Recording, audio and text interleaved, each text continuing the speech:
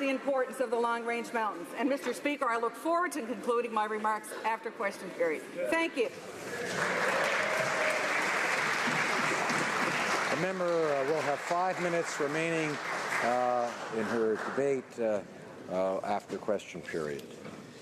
Statements by members. Déclaration de député. The honourable member for Carleton, Canada Carleton. Excuse me. Right. Mr. Speaker, I'm delighted to invite you and all my colleagues and all Canadians to the best little fair in Canada, which begins in the small town of Carp in my riding. The Carp Fair, now in its 153rd year, celebrates agricultural excellence and is a great source of pride for the people of Canada Carleton. There will be animals, rides, games, terrific live music, and if you like to eat, Mr. Speaker, there will be an opportunity to thank a farmer. I would especially like to thank General Manager Joyce Trafford, who will be overseeing her last fair. She's to be congratulated for 27 years as the General Manager of the Carp Fair. And I'd also like to congratulate Presidents Ron Bidgood and Tracy Zubkoff and the entire leadership and volunteer team for all their hard work. I hope you accept my invitation. I look forward to seeing you in Carp. The member for Calgary Signal Hill. Thank you, Mr. Speaker. I'd like to take a moment to recognize a great Canadian, a great Albertan, and my neighbour, Norman Kwong, who passed away recently at the age of 82. Now, the Minister of Veterans Affairs and the member for Calgary Confederation and I had the opportunity to serve in the Alberta Legislature when Mr. Kwong was the Lieutenant Governor of Alberta, but he's also a Canadian Football League Hall of Famer. He's a successful businessman, but maybe best known for his one-liners at sports dinners. And I would like to repeat some of those one-liners, but I couldn't find one, Mr. Speaker, that was politically correct enough to do in this House. So, Mr. Speaker, I want to tell you a story of when Mr. Kwong was approached by the former Prime Minister Paul Martin to be the Lieutenant Governor of Alberta, and the conversation went something like this, Mr. Speaker. This isn't really you, is it? No, it can't be you. Finally, the Prime Minister said, I understand, but it is the Prime Minister, and he said, but if I were called at 8:30 in the morning by someone and he said he was Normie Kwong, I wouldn't believe him either, Mr. Speaker. So that one is politically correct enough. I would like to thank Mary and their 4 sons for sharing Normie Kwong with us as Albertans in the Alberta Legislature. Thank you.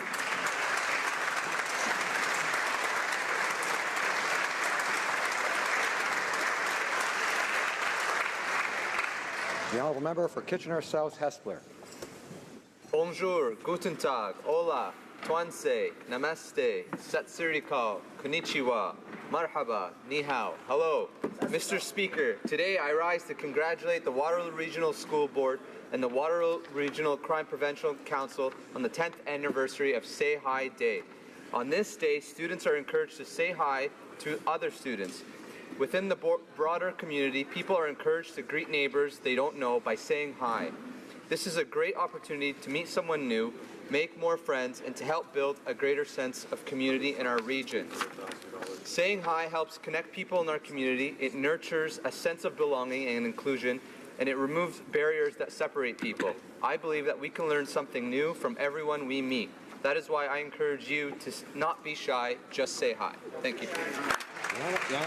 The Honourable Member for Berthier-Masquinongé. Thank you, Mr. Speaker.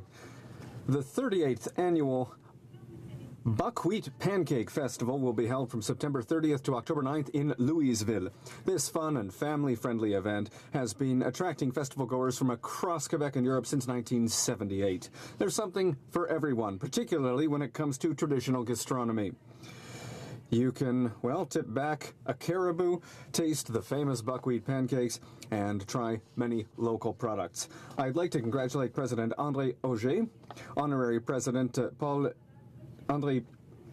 Janina, and all the members of the organizing committee who bring this festival to life. I would particularly like to thank the volunteers who contribute to its success.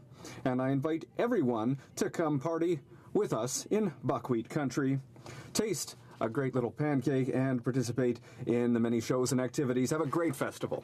Member for Coastal Bay, Central Notre Dame. Mr. Speaker. I rise today to pay tribute to James Alexander Mackenzie, who passed away earlier this year at the age of 75.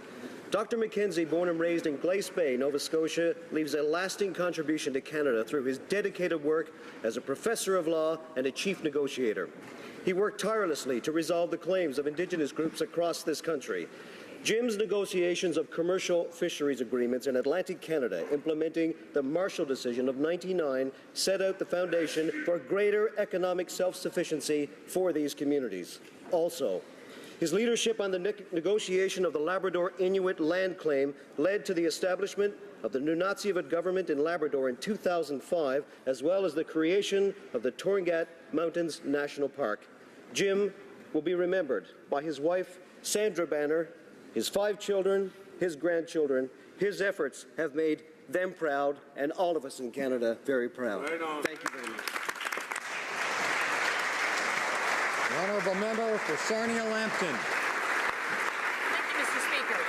I'm delighted to update this House on my private member's Bill C-277, a bill designed to create a framework for consistent access to palliative care for all Canadians. Yeah. Over the summer, many groups stated their support for this bill, including the Canadian Medical Association, the Canadian Nurses Association, the Pallium Foundation, the Canadian Society of Palliative Care Physicians, the Canadian Cancer Society, the Heart and Stroke Foundation, the Kidney Foundation, Mental Health Commission of Canada, ARPA, and 38 hospices and related organizations across the country.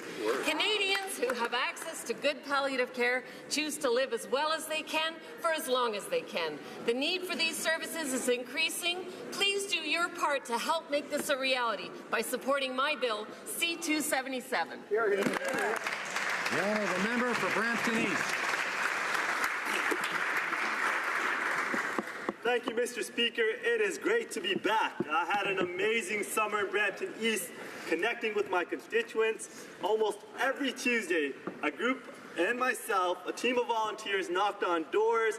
We heard from constituents. They were very impressed with our new government's direction. They liked the Canada Child Benefit. They really liked the middle-class tax cut, and the improved tone of our government.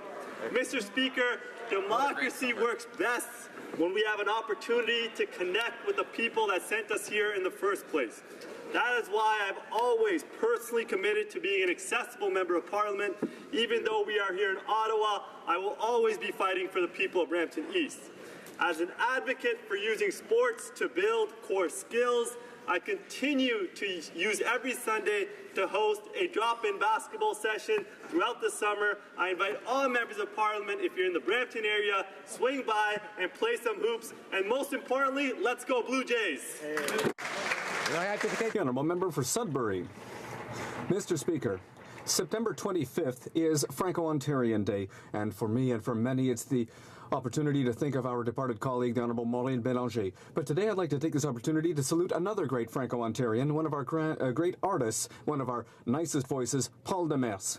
Do you know which anthem he gave us? The anthem of the Franco-Ontarians, Notre Place. I've often been happy to sing this song with at other Francophones at gatherings throughout Ontario since my days in high school in Kapuskasing and still today in my riding of Sudbury. Paul was founding president of the APCM and a mentor for generations of young Francophone artists across Canada. A strong, courageous man, he fought Hodgkin's disease for over 30 years. It's a fight he continues today. Sudbury and French Ontario recognize him for his career and his music. On Franco-Ontarian Day, I salute Paul Demers, a pillar of Franco-Ontarian identity. Thanks to him, we have Notre Place, our place. Thank you. Honourable member for Huron-Bruce. Thank you, Mr. Speaker. September 8th was truly a remarkable night in my hometown of Clinton, Ontario. A tremendous hockey game took place. CHL champion, OHL champion London Knights played Erie Otters in a huge crowd, 1,400 enthusiastic fans for a town just over 3,000 people. So truly remarkable. Special thanks to Brent Scrimmager and his army of volunteers who put on a great game. Over $5,000 was raised. Money goes towards the Blythe Brussels Hockey Association, the Clinton Rec Department, which supports figure skating and minor hockey. The Alzheimer's Society Huron County had a raffle. The Clinton Kinsmen put on a fantastic barbecue. tremendous. And the Huron Heat Women's Hockey Association also raised money. Mr. Speaker, small town communities like mine can put on world-class events, and the 100 Boys, let's see you back in 2017. Thank you. The honourable member for King Vaughan. Mr. Speaker, I rise today to congratulate our Olympians and Paralympians from coast to coast to coast that represented Canada at the Summer Games in Rio. These athletes have shown Canadians that through hard work and a relentless belief in yourself, you can and will succeed. The riding of King Vaughan is home to opening ceremony flag bearer and back-to-back gold medalist Rosie McLennan of King City, bronze medalist Eric Lamaze of Schaumburg, and Jason Burnett of Nobleton. Sachez que King Vaughan sont une fois de plus très de vous.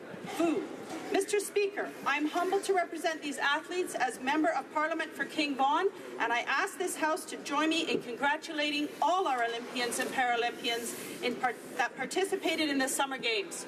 2020, here we come. The honourable member for Louis-Hébert. Mr. Speaker, the last time that I rose to speak in this House before the summer adjournment was to invite my colleagues in the House to come enjoy the Quebec City Summer Festival, and I'd like to thank everyone who came and discovered my magnificent reason. Today I have another invitation, and it's a little bit more serious. I would like to invite everyone from my region who take democracy to heart to come and participate in a consultation on electoral reform on October 11th at the Grand Salon of the University of Laval, joined by my colleague, the member for Quebec. This will be an opportunity for everyone to come and share their ideas and hear the ideas of Professors Derlinique and Massicotte from the Political Science Faculty at Laval, as well as from Florence Côté, President of Forum Jeunesse de la Capitale. So it's important for everyone who takes our electoral system to heart to come out October 11th, the Grand Salon, University of Laval. I hope to see everyone there. Member for Moose Jaw, Lake Center, Lanigan. Mr. Speaker, last month the Prime Minister went to China to attend the G20 meeting. And we all know, Mr. Speaker, that China is one of the PM's favorite places. We can all recall him saying in the past, I actually have a certain level of admiration for China. Their basic dictatorship allows them to turn their economy on a dime. Now, Mr. Speaker, it's alarming for a Prime Minister to say he admires dictatorships. It's even more alarming for a Prime Minister to turn a blind eye to the brutality of some dictatorships. Mr. Speaker, we all know in China the human rights abuse record is abysmal. Yet this Prime Minister tried to appease them by saying that Canada's human rights record is not so perfect anyway. Mr. Speaker, it's one thing to be a Prime Minister in this country, it's another thing to represent our country internationally, but that, of course, didn't stop the Prime Minister from posing for pictures, Mr. Speaker, because as we all know, that's what he's good at. The honourable member for Don Valley East. Mr. Speaker, I rise today to congratulate His Highness the Aga Khan for receiving the inaugural Adrian Clarkson Prize for Global Citizenship last night in Toronto. This prize is given to an individual who has, through thought and dialogue, encouraged strategies and approaches that strive to remove barriers, change attitudes, and reinforce the principles of tolerance and respect. As the 49th hereditary spiritual leader of the Shia Imam Ismaili Muslims, His Highness has dedicated his life to improving conditions for the world's most vulnerable populations and in fostering an understanding of the importance of pluralism and diversity to promote global harmony. His Highness continues his steadfast commitment to the ideals of inclusion and belonging through the Aga Khan Development Network. I wish His Highness the Aga Khan good health and continued success in his work. Thank you, Mr. Speaker. The honourable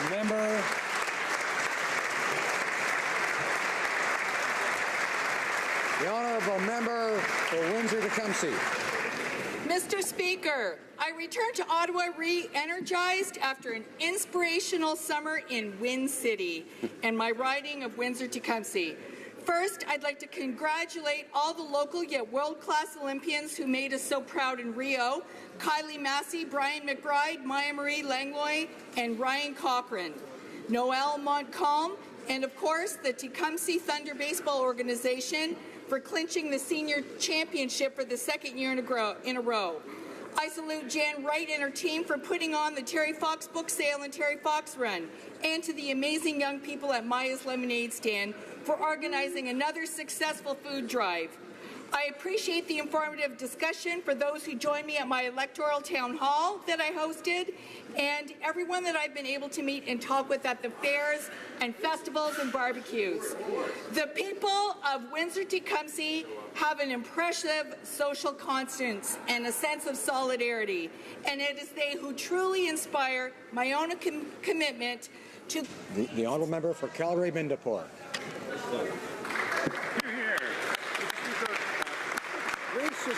Racism has no place in our open and pluralistic society.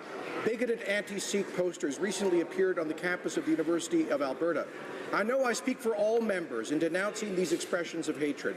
Mr. Speaker, many Sikhs have fought bravely for our country with the turban, including our Minister of Defence, as a sign of their fidelity.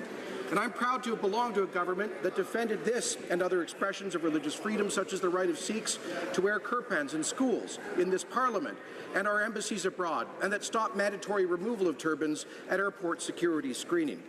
But while condemning prejudice directed at Sikhs and other religious minorities, we must also win hearts and minds. That's why I'm delighted that Alberta Sikh youth like Arundeep Singh Sandhu are organizing a Funk Your Turban event at the U of A campus next Tuesday. I encourage all Albertans to attend to show their solidarity for our Sikh community and for Canada's pluralism.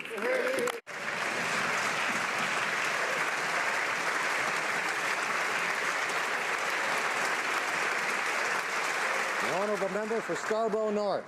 Mr. Speaker, I'm delighted to rise in the House to welcome Chinese Premier Li on his visit to Ottawa today. Earlier this month, I also had the privilege of joining our Prime Minister on his successful first official visit to China, where we worked to build a foundation for a stronger, more stable Canada-China relationship. Canada is back on the world stage, Mr. Speaker, and it is critical that we engage with the world's second largest economy and our second biggest trading partner to promote sustainable growth and investment. In Shanghai, 56 agreements worth over $1.2 billion were signed between Canadian and Chinese companies. These contracts will not only benefit industries like Canadian beef and tourism, but they will also help create jobs, strengthen our middle class, and generate long-lasting people-to-people ties between our two countries. Through international engagement, our nations can only become stronger as we work together to address global challenges like climate change. Let Canada support... Canada is better off when we are open to the world. Today, Mr. Speaker, we welcome China. Thank you.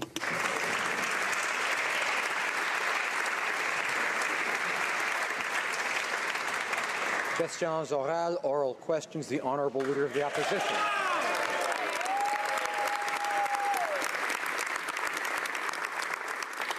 Mr. Speaker, across the country, Canadians are struggling to find work. Imagine you're a mom who's lost your job and facing a mortgage payment without any idea how you'll come up with the money. Now imagine that same mom waking up this morning to find out the Prime Minister gave $200,000 to his friends to move from Toronto to Ottawa to work in his office. With so many Canadians struggling for work, how can the Prime Minister possibly justify these incredible payouts? Right Honourable Prime Minister. As the member opposite Wells knows, this is a policy that was put in place by her government, and indeed similar policies have been there since the 1970s when Prime Minister Trudeau was in office. The fact of the matter is, Mr. Speaker, we followed all the principles and rules in place, both in the policy and the administration of the policy, and we can point out that the Prime Minister's office is now significantly smaller than it was under the previous Conservative government. The Honourable Leader of the Opposition. Order.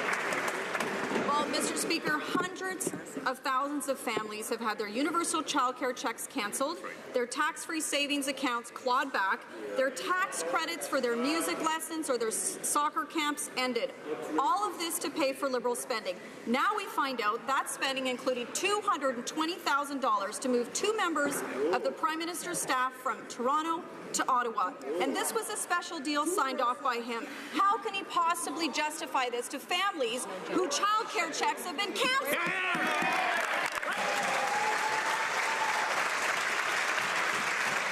Right Honourable Prime Minister.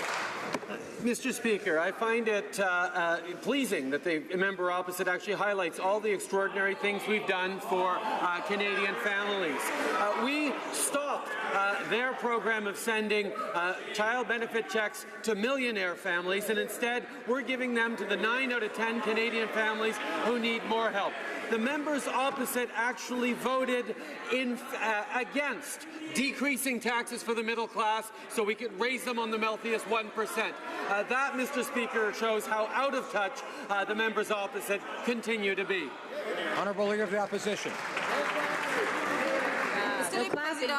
Mr. Speaker, the Prime Minister likes to repeat that millionaire families like his don't need government assistance, and yet he needed the help of Canadian taxpayers to pay for his nannies. And now we have heard that members of his staff have received hundreds of thousands of dollars to move from Toronto to Ottawa. Can the Prime Minister explain to us why this expense is not an abuse of public funds? The Right Honourable Prime Minister.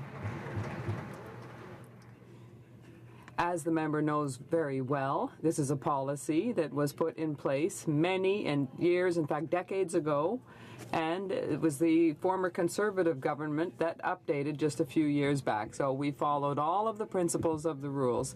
The reality is this former government continues to not understand that voting against tax reductions for the middle class and increasing them for the wealthiest Canadians is good policy, and it's disappointing that they voted against C2. Incredible. They're using the Mike Duffy excuse, Mr. Speaker.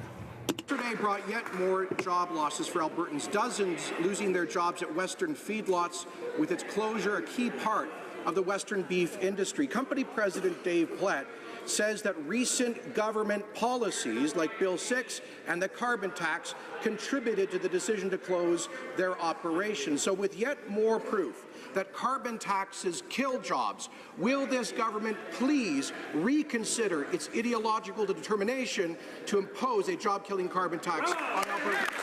Prime Minister. Take this opportunity to remind the member opposite that he is actually still in Ottawa and not in Alberta yet.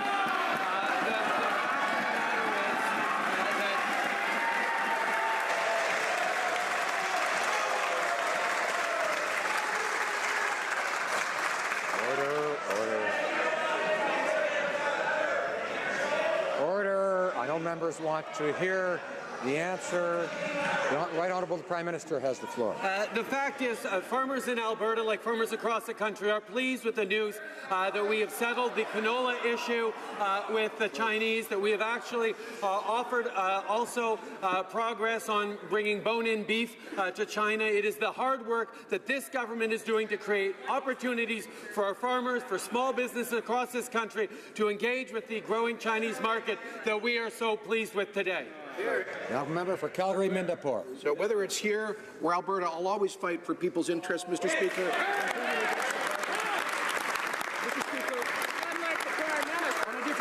Yesterday I put a motion in this place, the same that we proposed as a vote last June, to recognize that the crimes against humanity being committed by the so-called Islamic State against the Assyrian, Yazidi, Shia and other religious minorities of Mesopotamia constitute genocide. Now this has been recognized by the European Parliament, the US Congress and the British House of Commons. So why did the government yesterday again reject this motion, the second time, once in June and then again yesterday? Will they not recognize the reality of this genocide against these minorities? Right Honourable Prime Minister.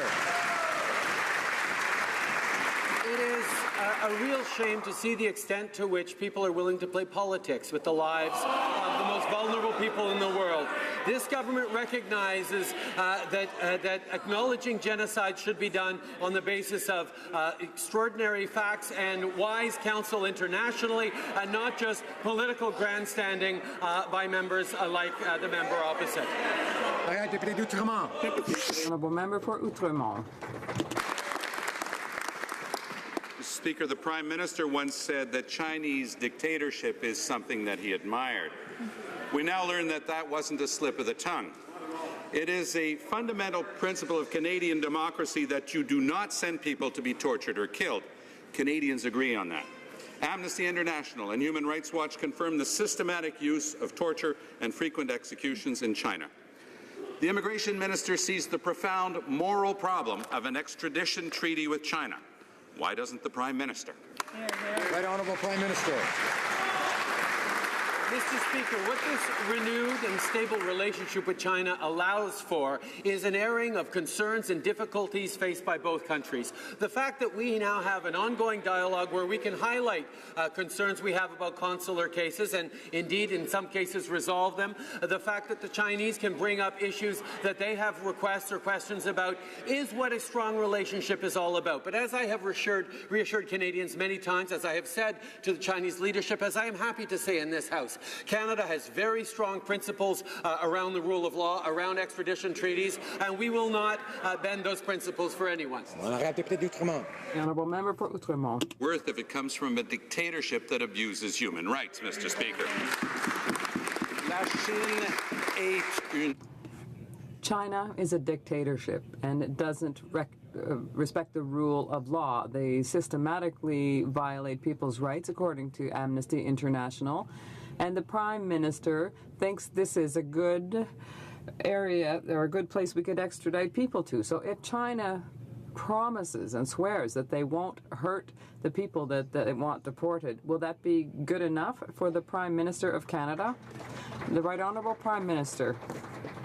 Mr. Speaker, as I said, we need to have relationships with this country to have all kinds of discussions with their government. And the realities are that we have consular issues to discuss, economics, human rights discussions, and these have already borne fruit. The reality is that we have a commitment that allows us to hear what the Chinese are concerned about and what their questions are, while anchoring our principles on rights and protection of values that are dear to us here in Canada. And this is what we will always do.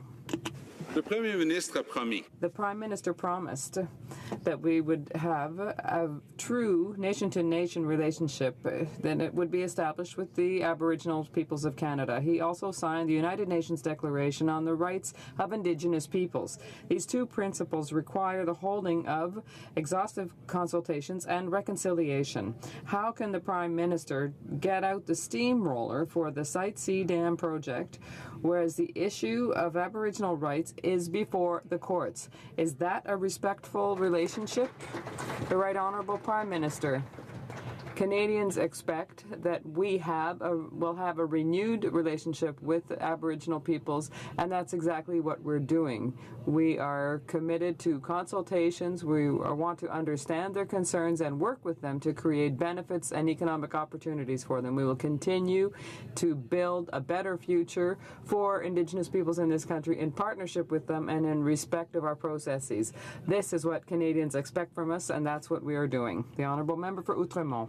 You say that they are heartbroken by the Site C betrayal, and it's not difficult to understand why. The Minister of Justice said that the government was, quote, running roughshod over Aboriginal title rights. But now she's been silenced. Instead, we have the Fisheries Minister saying that it's actually the responsibility of BC Hydro to hold consultations and respect Indigenous rights. Will the Prime Minister assume the responsibility to consult instead of bulldozing Aboriginal rights? Right Honourable Prime Minister.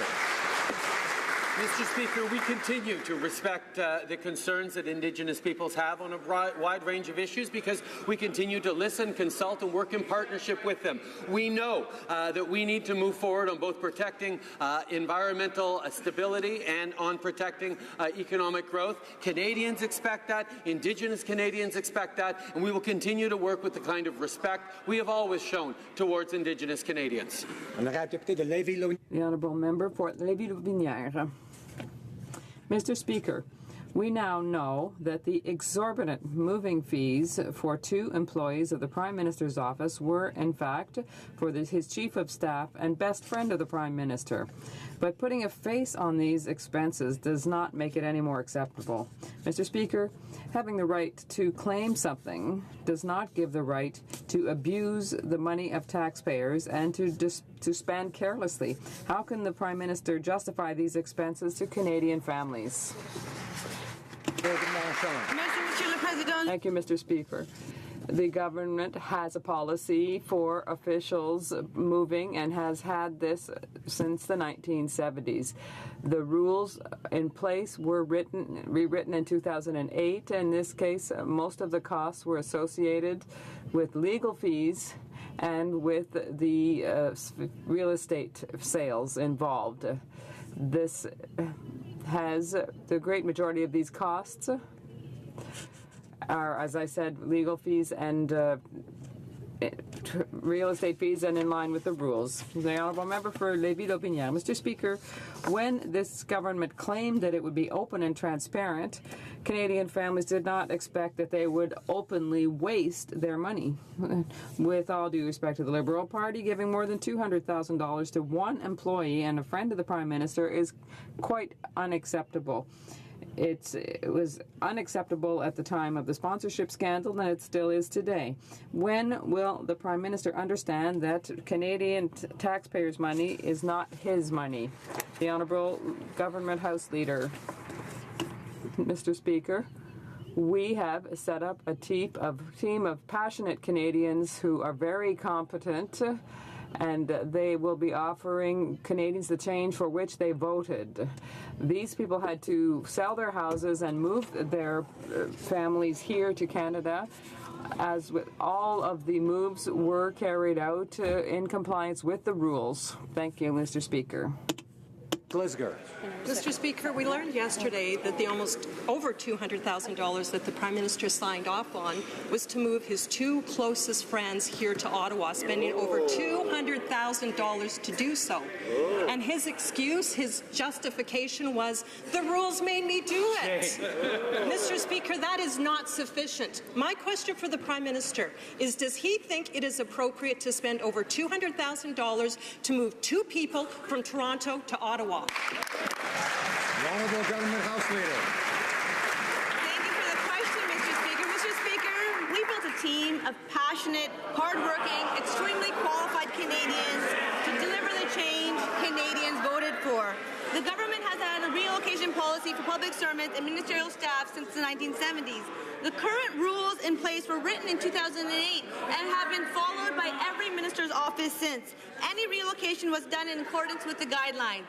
Thank you, Mr. Speaker. The Honourable Member for Portage-Lisgar. Mr. Speaker, those rules came into effect in 2004 by Paul Martin. But regardless, that answer is not good enough. Mr. Speaker, the Prime Minister's own letter to his cabinet instructs them to use taxpayers' dollars with the utmost care and prudence. Again, I ask the Prime Minister, is using over $200,000 to move 2 people from Toronto to Ottawa using taxpayers' dollars with the utmost care and prudence? Hear, hear.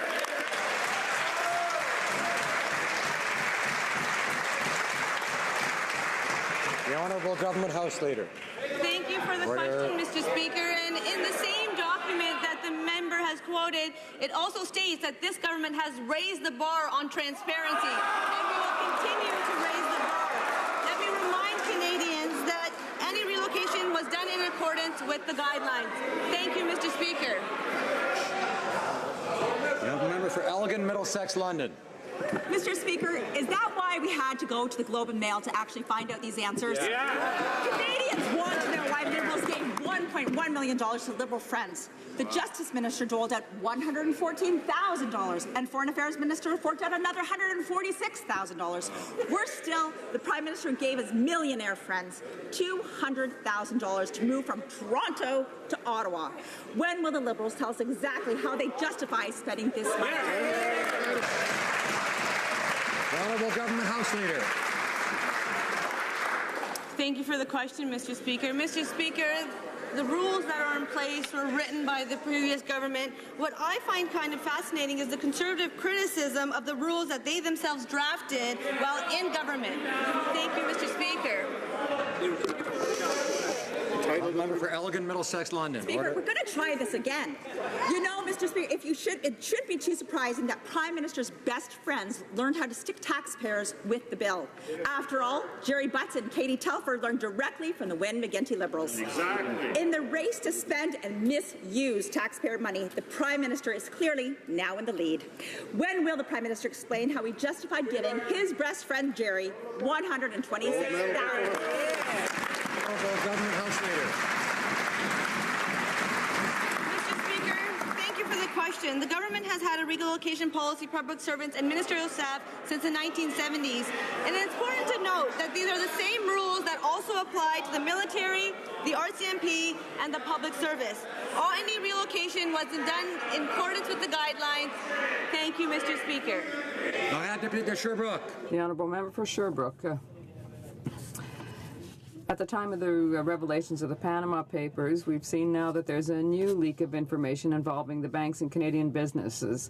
Clearly, the minister's strategy isn't working. New government, but the same lack of action on tax havens. Canada currently has a tax information exchange agreement with the Bahamas.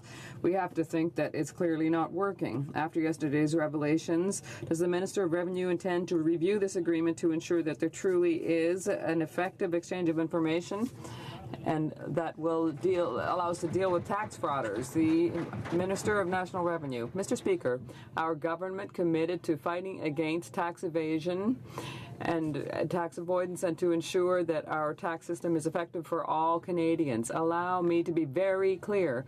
Most Canadians pay their fair share of taxes, but a minority of rich taxpayers manage to not pay what they owe, and this must come to an end. It's for that reason that the government has put $440 million into the the Canada Revenue Agency to fight tax evasion.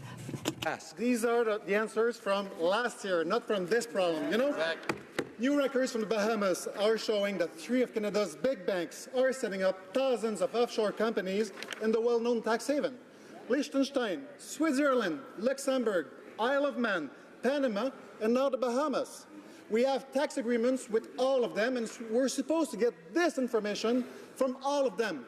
But instead, we're getting it from media leaks. Enough with the same old platitudes. Can the minister finally get to the root of the problem on tax havens? The Honourable Minister of National Revenue. Mr. Speaker, our government, with its international partners, is working very hard to fight against this, and this collaboration will continue. We will continue to gather and exchange an increasing amount of information, and we are dealing with information coming from the Bahamas in collaboration with its partners, and we need legal orders to continue. The Honourable Member for Portneuf-Jacques-Cartier. Mr. Speaker, this is serious. The economy is stalled, Canadians are losing their jobs, and it's not easy for them to put money aside. What is this government's priority? Is it refunding moving expenses for 2 of the Prime Minister's employees, including one of whom is his best friend? Now that we know everything we need to know about the Prime Minister's judgment, can they stop making fun of people? People don't pay taxes to give their money to the Prime Minister's best friends. When will they stop wasting Canadians' money? The Honourable Leader of the Government in the House. Thank you for the question, Mr. Speaker. In the case of these higher amounts, the great majority of the costs were associated with real estate fees and legal fees, and they are in compliance with the rules. Thank you, Mr. Speaker. The Honourable Member for Portneuf-Jacques-Cartier. Mr. Speaker, something they haven't understood here. When my constituents talk to me, they talk about the economy, jobs, the huge Liberal deficit, and security.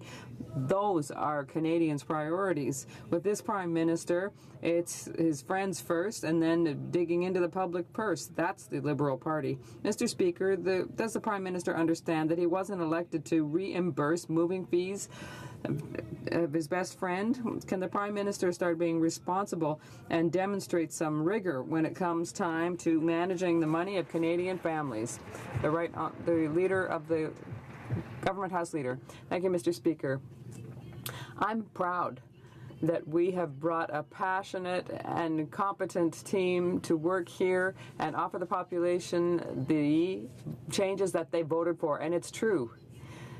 These Canadians that we have on our team have helped us. They've helped Canadian businesses to grow, to innovate, and to export, and to grow wealth, bring wealth to the Canadian population. Thank you, Mr. Speaker. Mr. Speaker, the Prime Minister owes Canadians and this House some straight answers. He needs to answer for his lack of judgment. The Prime Minister gave over $200,000 in moving expenses to his BFFs. Mr. Speaker, people in Alberta are losing their jobs and homes, yet this Prime Minister gave six-figure relocation payouts to his buddies. Can the Prime Minister stand in his place and justify to struggling Albertans why he thinks his friends deserve these absolutely egregious payouts? Honourable Government House Leader. Thank you for the question, Mr. Speaker. Mr. Speaker, I am proud of the diverse team that we have built. I am proud of the people who have chosen to come work with our team to ensure that we can advance the mandate Canadians have given us. Let's talk about some of the work that these hardworking Canadians have done. They have helped Canadian businesses to grow, innovate, create quality jobs and wealth for Canadians. That's exactly the kind of work Canadians expect. That's exactly the kind of work we'll continue to do. Thank you, Mr. Speaker. Member for Red Deer Lacombe. Working hard to oversee 10% unemployment in Central Alberta for the first time in decades. Mr. Speaker, the Prime Minister's BFFs made out like bandits, selling their $1 million Toronto homes, raking in over $500,000 each personally in profit. Yet this Prime Minister personally chose to give $200,000 of taxpayers' money to his millionaire friends. The Prime Minister's impaired judgment is astounding, and it's frankly shocking. Can the Prime Minister tell struggling Alberta families exactly why he thinks his entitled millionaire BFFs deserve these outrageous payments? The Honourable Government House Leader. Thank you for the question, Mr. Speaker. Mr. Speaker, tens of thousands of Canadians, Canada's best and brightest, have applied to come serve in Canada to help deliver the mandate Canadians voted for. Some people had to sell their homes and move with their families and children to Ottawa. In those instances, the vast majority of those costs had to do with real estate and legal fees. Any relocation was done in accordance with the law, but let's look at the work that Canadians are doing, that our team is doing. We are working to grow this economy for Canadians from coast to coast to coast. Thank you.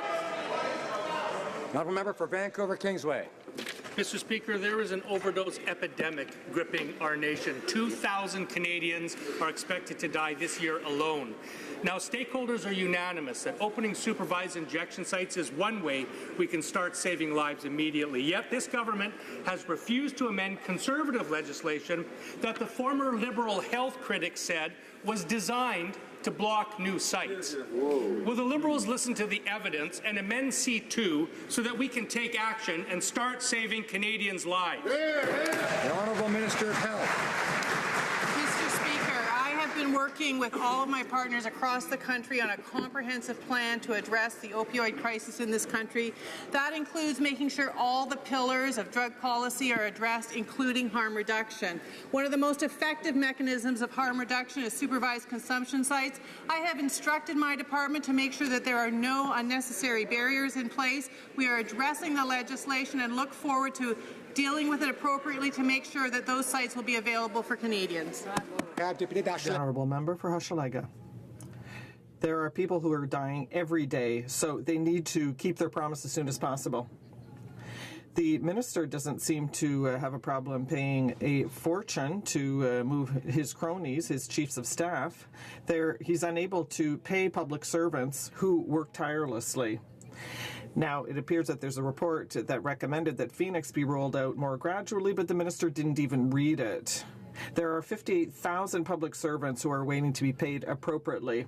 Why didn't the minister do her homework before the full rollout of the Phoenix pay system?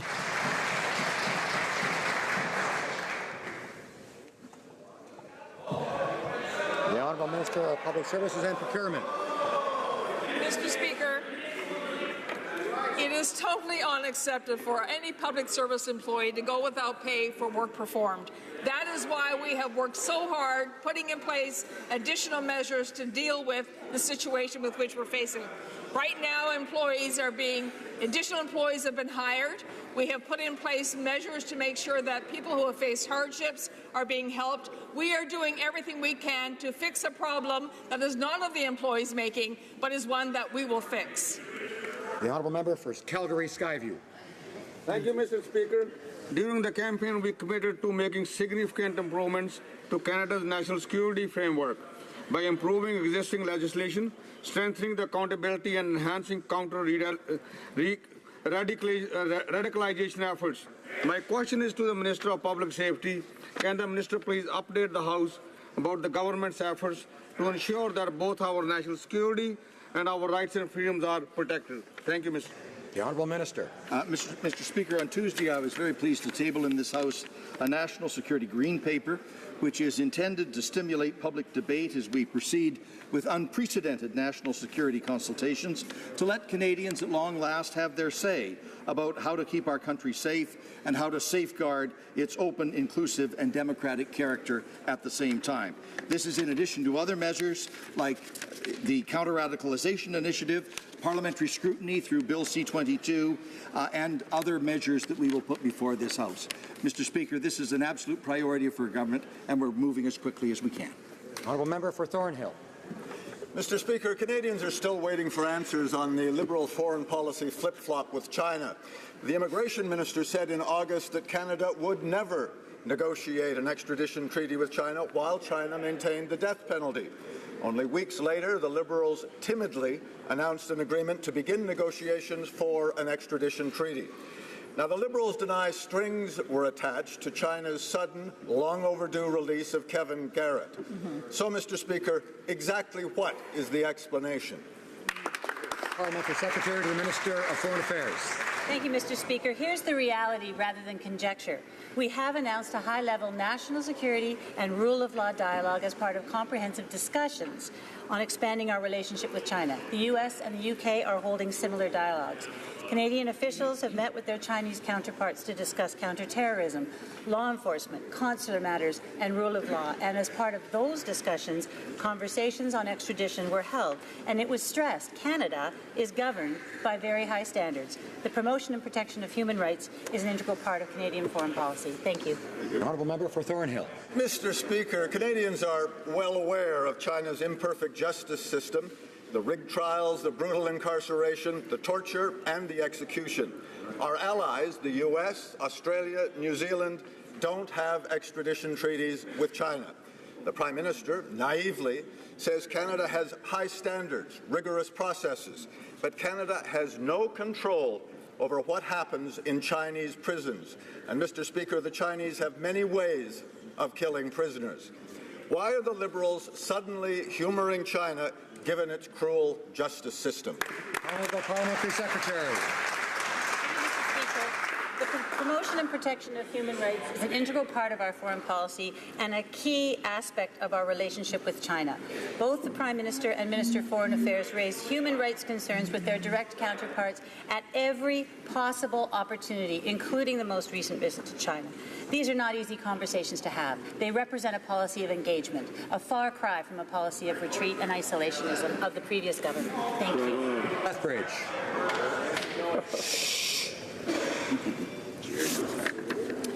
Mr. Speaker, again, we are witnessing complete mismanagement by the Liberals with regards to the marijuana file.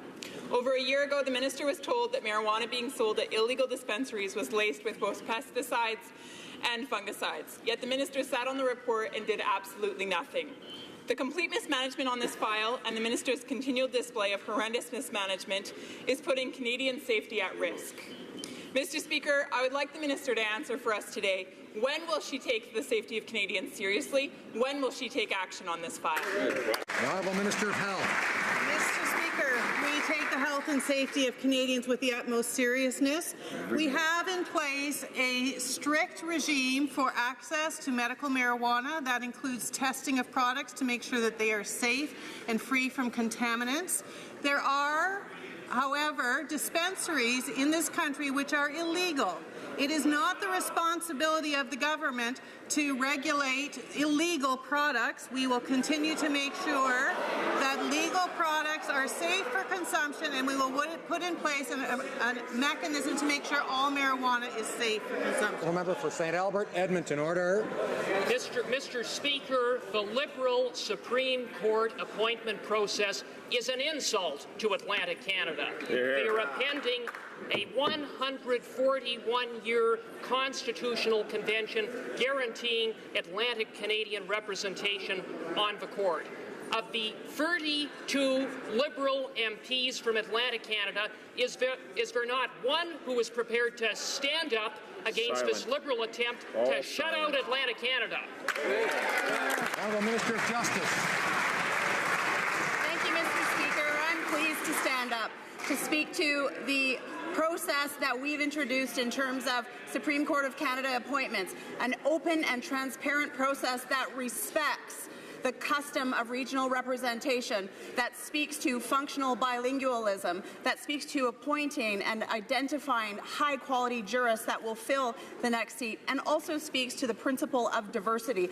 I look forward to working with the Independent Advisory Board to make recommendations to the Prime Minister, and I know that there will be highly qualified jurists on that list from Atlantic Canada. The honourable member for Hamilton Mountain.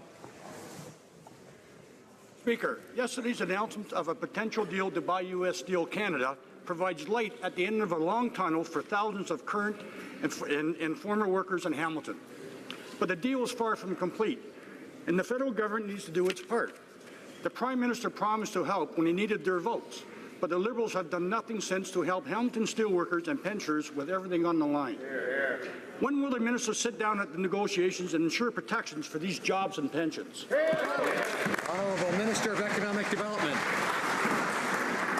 Mr. Speaker, I'd like to thank the member opposite for the question. I've been very fortunate to work with my colleagues from Hamilton East, Stony Creek, and Hamilton West, Ancaster, Dundas, who have been very engaged on this file. We've been working very closely with the Hamiltonians. We understand the importance of steel and the importance in manufacturing and part of our innovation agenda as well. So we're working very closely to find any solution to advance this agenda, and we'll make sure that any decision that we make will be in the best interest of Hamiltonians. The honourable member for Essex. Mr. Speaker, the Liberals have abandoned former Stelco workers, and they failed to stand up for the sector against steel dumping. China's unfair trade practice is hurting Canada's steel industry and putting tens of thousands of good jobs at risk. The Canadian Chamber of Commerce and local chambers, like mine in Windsor-Essex, have urged the government to act, but so far the Liberals have only offered hollow words. With the Chinese Premier visiting today, will the Liberals finally act on unfair steel dumping? The Honourable Parliamentary Secretary to the Minister of International. The Minister of Economic Development. Mr. Speaker, Canadian steel producers are world-class. We recognize this, and we're working with our international partners to address the issue of global overcapacity. And that's why we're finding ways to curtail access capacity and illegal dumping within our borders. And this is something that was also raised in the North American Leader Summit in Ottawa. So this is an important issue for us. We'll continue to make sure that we address this in a meaningful way, Mr. Speaker. For Foothills. Bring them in the law. Thank you, Mr. Speaker. I have great news. Canada is investing $1 billion to double its oil well capacity. Oh, but in Texas. Low oil prices are not the reason that investors are being scared away from Canada. It is inaction and bad policy by this Liberal government. 125 Alberta energy workers are unemployed. These are families who are struggling to pay their mortgage and struggling to put food on the table. Mr. Speaker, when will this Liberal government finally make key decisions to show investors that Canada, like Texas, that does not have a carbon tax, is open for business? The Honourable Minister of Natural Resources. Mr. Speaker, we're in a position to make key decisions when Canadians believe that the process is fair and transparent, unlike the process that we have been working with for the last 10 years, when not 1 kilometre of pipeline was built to Tidewater. And I don't know what words you would describe it, Mr. Speaker, if we were to follow that same process, but we're looking for a better path, and that better path includes consultation, meaningful consultation with Indigenous communities, and working across the country so that when a decision is taken, Canadians will say that was a process that worked. For Foothills. Thank you, Mr. Speaker. 17 pipeline projects were approved under this government. I just want to make sure that's perfectly clear.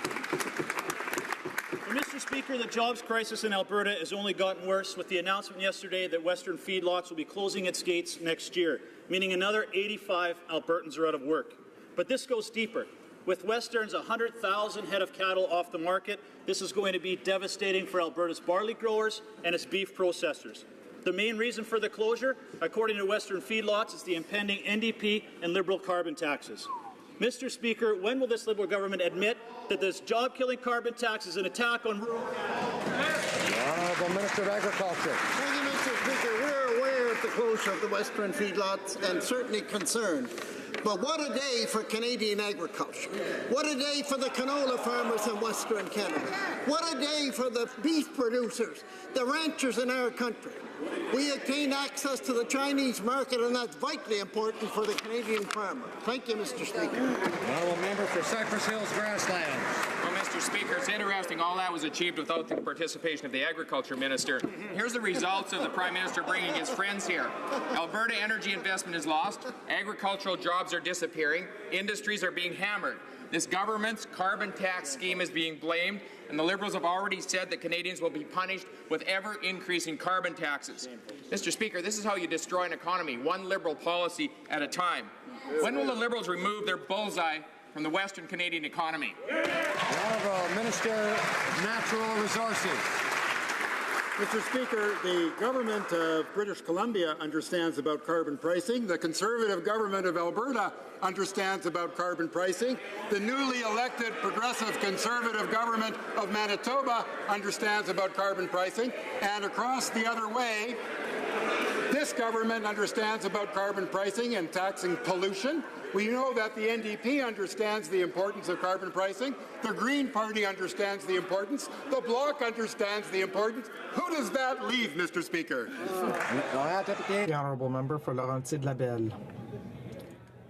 Mr. Speaker, the Mont-Laurier region has been hit by a case of presumed fraud. The police is investigating a payroll company that declared bankruptcy and its owners. It would appear that payroll deductions of $600,000 from 80 businesses were not remitted to the federal and provincial governments. My team, the CFDC, the CLD, the Chamber of Commerce, and the provincial MNA have all come together to help these people. Can the Minister of National Revenue explain to us how the CRA can help fix this economic disaster for the Upper Laurentians? Thank you. The Honourable Minister. I'd like to thank my colleague from Laurentides-Labelle for his important question. The CRA is very sensitive to issues of fraud. Usually in this type of situation, the agency sets up special teams in order to centralize the files to ensure fair processing. I urge the taxpayers affected to communicate and to cooperate with the CRA. We are working with private individuals to solve their problems as we discover more information, and we are monitoring this situation very closely, Mr. Speaker. The Honourable Member for Charlebourg-Saint-Charles. Mr. Speaker, during the election campaign, the Mayor Labombe of Quebec City had 4 priorities, including the Northern Institute, and the Liberals promised to fund it. On February 22nd, the member for Louis Hébert said that everything was coming together for federal funding for the Institute, but this funding is still has not come. The Liberals are turning their back on the North. The Prime Minister never visits that area. The North is no longer represented on Cabinet, and the Institute has not been funded. When will the government fund the Northern Institute? The Honourable Minister. Speaker, our government has been very clear in supporting our post-secondary institutions and helping businesses commercialize their R&D investments with those institutions. That is why we put forward a strategic investment fund of $2 billion that will help colleges and universities across Canada. That includes institutes like this that have funding in the past and will continue to work with them with funding opportunities going forward as well. We have not neglected the region. In fact, we've made significant investments to help diversify the region, to grow the economy, and create good quality jobs. The Honourable Member for Nanaimo Ladysmith. The United Nations and women's organizations from across the country have been calling for a national action plan to end violence against women. While this government took some good first steps this summer, their scope doesn't seem to include policing, education, or women's shelters. So how can you plan to end gender-based violence if you're not going to talk with the police, if you're not going to include policing? Why is the government adopting such a narrow scope in its approach to this vital work? The Honourable Minister for the Status of Women. Well, thank you, Mr. Speaker, and it has been my incredible privilege to hear from organizations, frontline workers, in fact, people who work from an enforcement lens, people who support survivors on the ground all summer long. In fact, many of those conversations have been so heartfelt and moving that it has brought me and my staff to tears. We are very excited about what we've heard. We're very excited about the collaboration across government to come up with a federal gender-based violence strategy that will ensure that women and girls have the full opportunity to participate in this country regardless of where they live. Thank you. The Honourable Member for Davenport. Mr. Speaker, a few months ago I met with a large and energetic group of Spanish seniors at the Davenport Perth Community Centre. And last Friday I met with agencies in Davenport who service the Portuguese community, a community that makes up almost 30% of my riding. One of the key issues raised by both groups was the high price and the lack of affordability of prescription drugs for many seniors. Can the Minister of Health provide an update on what she's doing in consultation with the provinces to reduce the price of drugs for seniors? The Honourable Minister of Health. Mr. Speaker, I thank the member from Davenport for her important question. In fact, in my discussions around the Health Accord, I have been talking to the health ministers across this country about how we can make sure that medications for all Canadians, prescription medications, are affordable, accessible, and appropriately prescribed. One of the opportunities that we have taken is for the federal government to join the Pan-Canadian Pharmaceutical Alliance. This is a means of negotiating bulk purchasing of medications, and it will already realize annual savings in the order of $700 million per year. I look forward to further discussions with my colleagues to make sure that other steps are taken to reduce the cost of prescription drugs. The Honourable Member for Calgary Nose Hill. Earlier, the government House leader admitted that the bulk of over $200,000 worth of moving expenses for 2 senior PMO staffers were for real estate fees, which means that those were for very high-value properties. So I'm wondering this. There are hundreds of thousands of people out of work in my province right now, and those people expect us to use good judgment, not try to bend the rules for opportunism. So if one of those families who are out of work right now looked into the Prime Minister's eyes and said, was it good judgment to sign off on $200,000 of real estate fees for top staffers, what would he say? The Honourable Government House Leader.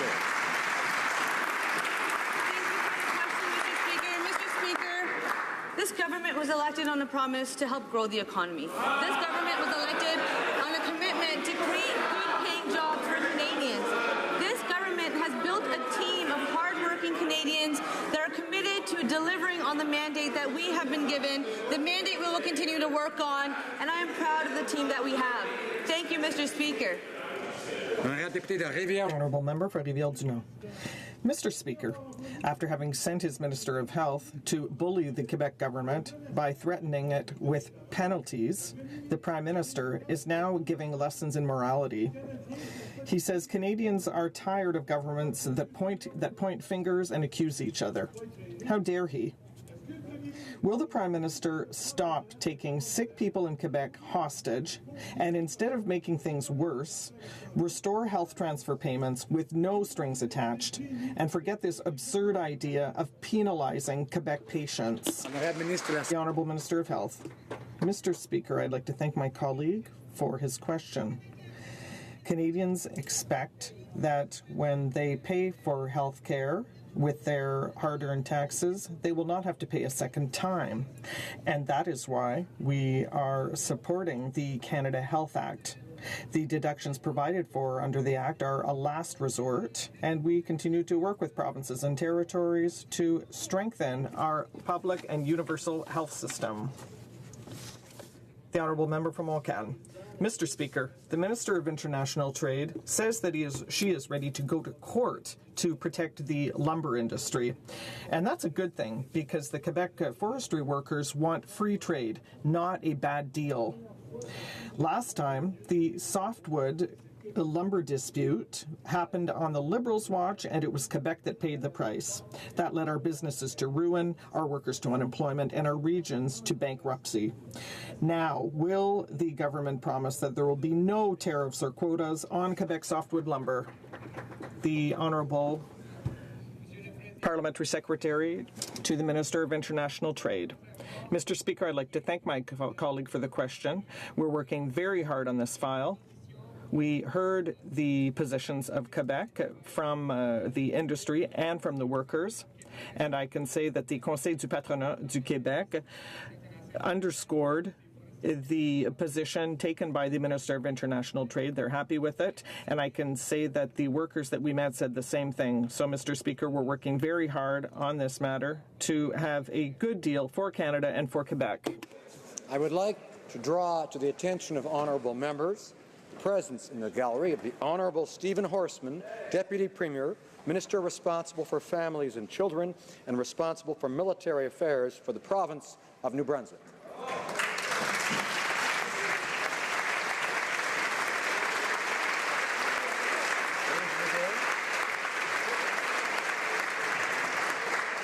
Orders of the day. The Thursday question. Sorry. Excuse me. Pardon me, not orders of the day. But of course, it's Thursday, and therefore, we'll have the usual Thursday question. We can just wait a moment. Get order, please. Order. Ask members to take their discussions outside, and I'll call upon the honourable member for Portage-Lisgar. Thank you very much, Mr. Speaker. And as this is my first Thursday question, as opposition leader, I want to congratulate the new House leader, although I want to say maybe the former one got out just in the nick of time. But no, congratulations. I very much look forward to working with the new House leader. Could the minister... I'm gonna ask... Sorry. It's not fair to the honourable member for Portage-Lisgar. It's not fair to the honourable member to ask her to pose the question when there's so much noise still in the chamber. So I invite members on both sides to exit and take their discussions outside. The honourable member for Portage-Lisgar has the floor. Thank you. Could the minister advise the House what business the government intends to call for the remainder of this week and next week? Good afternoon, Mr. Speaker. I look forward to working with you as well. Congratulations on the new role. Monsieur le Président, cet après-midi. Mr. Speaker, this afternoon we will